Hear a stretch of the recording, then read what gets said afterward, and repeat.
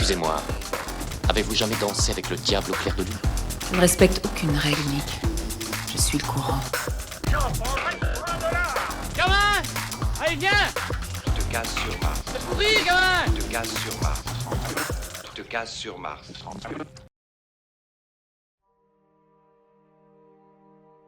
The Damned.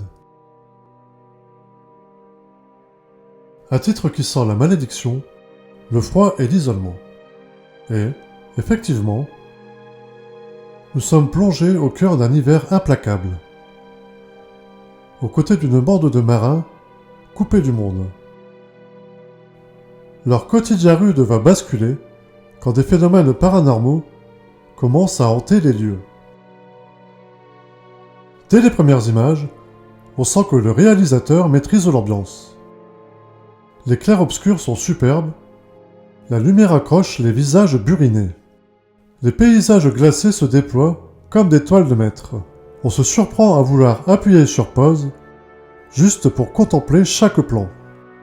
La mise en scène, sobre mais soignée, donne au décor une vraie personnalité. La mer, le vent, la neige, tous deviennent acteurs de l'histoire. La musique, elle, ne cherche pas à révolutionner le genre, elle se contente d'accompagner l'image, de souligner les tensions et les moments de calme. Et c'est peut-être là sa force. Elle ne vole jamais la vedette aux images, mais elle sait se faire sentir quand il le faut.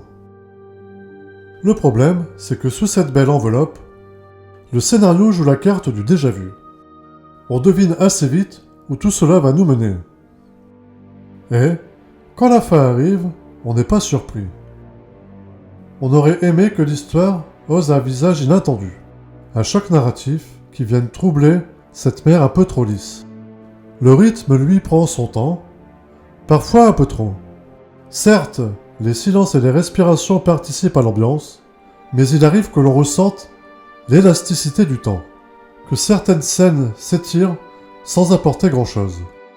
On regarde la neige tomber, le vent souffler, jusqu'à se demander si l'action va redémarrer. Pour autant, impossible de dire que The Damned est un mauvais film. C'est une expérience visuelle forte, avec un sens du cadre et de l'atmosphère qui force le respect. On se laisse happer par le froid, par les regards perdus des marins, par ces ombres qui dansent dans la nuit. Mais, quand on en sort, on garde surtout en tête les images plus que l'histoire.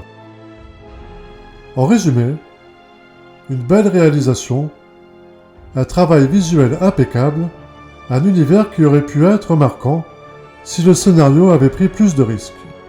Une traversée parfois hypnotique, parfois appelante, mais toujours habitée par le talent de ses artisans. Ma note, 3 sur 5. Un film qui mérite d'être vu pour son atmosphère et sa photographie, mais qui aurait gagné à surprendre davantage.